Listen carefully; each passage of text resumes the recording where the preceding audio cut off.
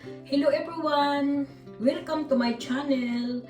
Ngayong araw na ito ay gagawa po tayo ng adobong mani. Itong adobong mani ay masarap po ito na pulutan o kaya snack o kaya pwede din ninyo ito ihalo sa mga lulutuin ninyo. So guys, ito po ay kalahating kilo na mani. Ang gagawin ko po dito ay babalatan lang natin. Tapos, gagamitin po tayo ng bawang. Isang ulo ng bawang. Tapos, gagamitin tayo ng cooking oil. Siguro mga kalahati nito ang kailangan natin. 2 cups ganon. So guys, umpisa na po natin. Babalatan ko lang itong mani at saka i-slicein ko ng yung manipis, yung malapad na slice, yung flakes. So guys, itong mani po ay hilaw pa siya. Kaya ang pagbukas po niyan ay ginaganon lang ipitin ng ganon, tapos ito yung laman niya. Ito yung lulutuin natin mamaya. Ganun lang po siya. Ganyan. Tapos, itabi. So, i-continue ko lang ito guys. Hanggang sa matapos.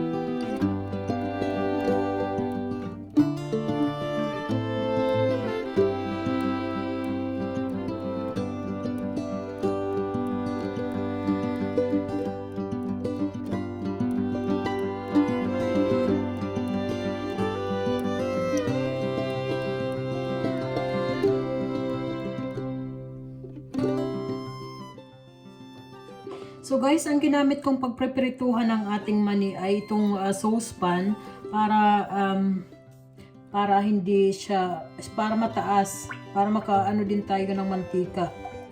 Makatipid tayo ng mantika. Siguro makalahating litro lang ilalagay ko kasi kunti lang naman siya. 2 cups ganun. Painitin lang natin ang ating mantika. Saka ilagay natin ang ating garlic.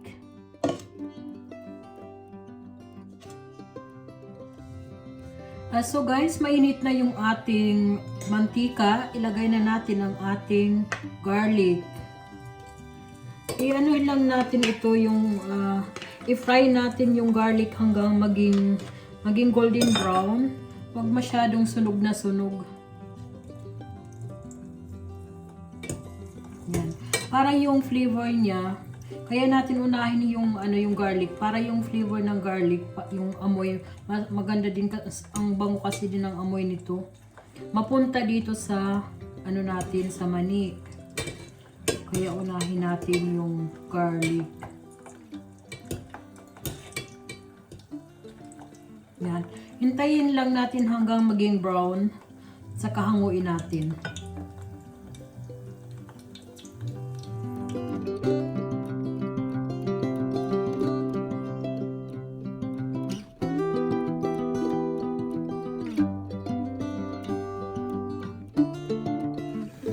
So guys, brown na itong ating garlic. Tanggalin na natin ito sa mantika.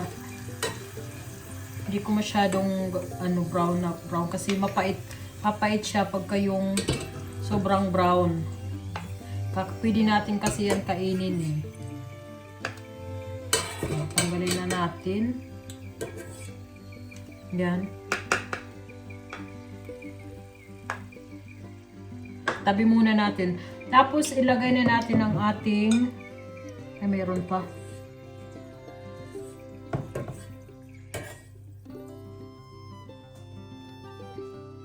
Tapos ilagay na natin ang ating mani. Diyan.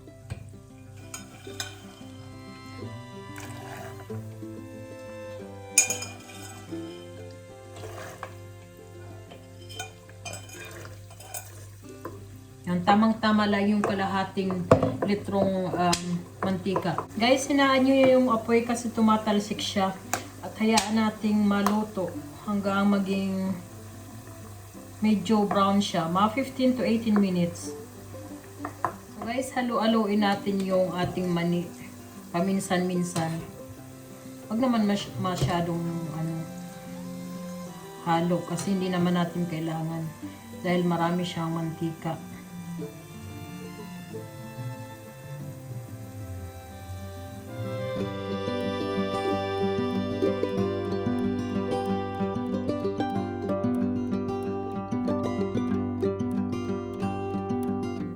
Mag-iingat lang kayo sa kasi tumatalsik siya. Kaya wag din yung masyadong lalakasan yung apoy. Pag kayong medyo nababalatan na yung yung mani, yan ay ang sign na pwede nyo nang haluin. So, bali 13 minutes ko na itong niluluto pero hindi pa siya natatanggal yung kanyang balat. Kaya, i-continue lang natin ang pagluluto.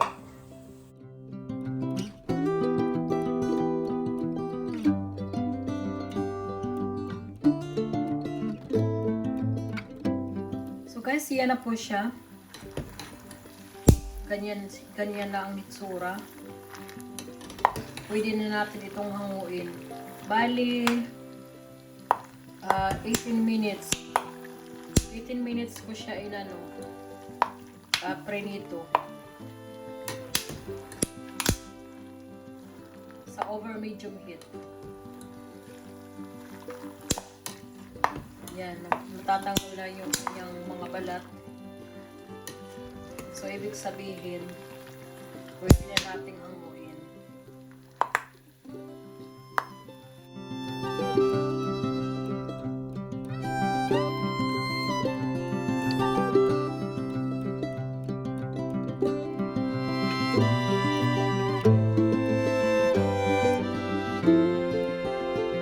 So guys, ito na po yung mani natin na ating niprito. Yan siya. Ang susunod natin na gagawin ay ilalagay na natin yung ating yung prinito natin kanina na garlic.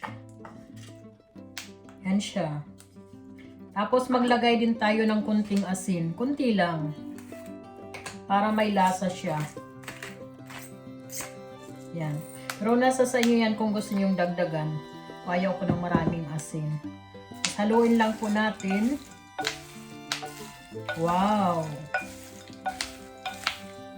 Yan na po siya. Tamang-tama lang yung pagkaluto ng ating garlic.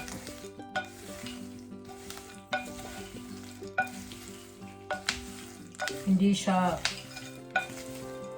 brown na brown kasi mapait siya pagka talagang brown na brown. So yan lang guys, ang bilis lang niya gawin. So guys, ito na po yung ating adobong mani. Sana po nagustuhan ninyo ang aking recipe na ito. Sa mga hindi pa po nakakapag-subscribe, please subscribe my YouTube channel, Waray in Germany. I-hit nyo na lang po yung bell button para lagi po kayong updated sa mga susunod kong mga videos. So guys, maraming salamat po sa panonood.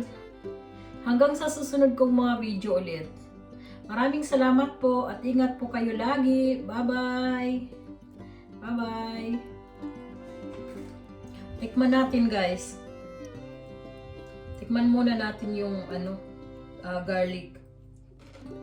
Wow! Talagang crunchy yung garlic. Ang sarap. Wow! Tuba, please. Sarap nito, may tuba. Schatzi, komm mal bitte.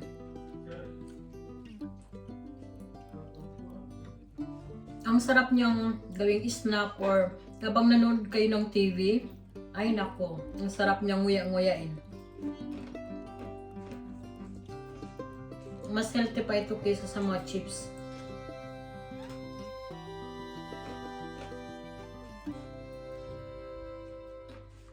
Bye!